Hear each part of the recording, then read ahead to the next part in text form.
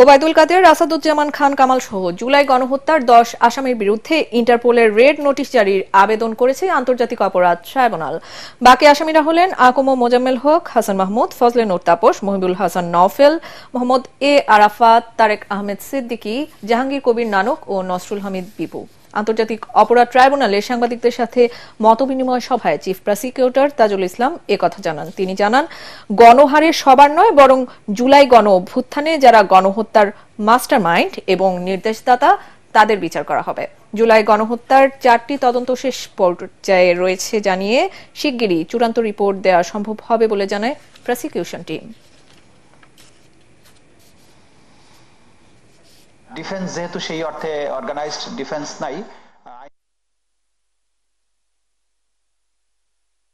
আমরা চাই যাদের কারণে এটা হয়েছে, যারা মাস্টারমাইন্ড এবং যারা একেবারেই সরাসরি সম্পৃক্ত, এদেরকেই বিচার করতে, এবং এই বিচারটা একটা লেভেলে গিয়ে আমাদেরকে শেষ করতে হবে। তা নাহলে এটা কিন্তু অনন্তকাল ধরে চলা যদি বিচার হয়, একটা রাষ্ট্র আর রাষ্ট্র হিসেবেই আর ধরে রাখা যাবে না। সুতরাং আমরা রাষ্ট্রকে একটা স্টেবল পর্যায়ে নিতে চাই, জাস্টিস প্রতিষ্ঠিত করতে চাই, সত্যিকারের জাস্টিস, ভিকটিমদের প্রতিও যেন জাস্টিস করা যায়, সেটা হচ্ছে আমাদের টার্গেট।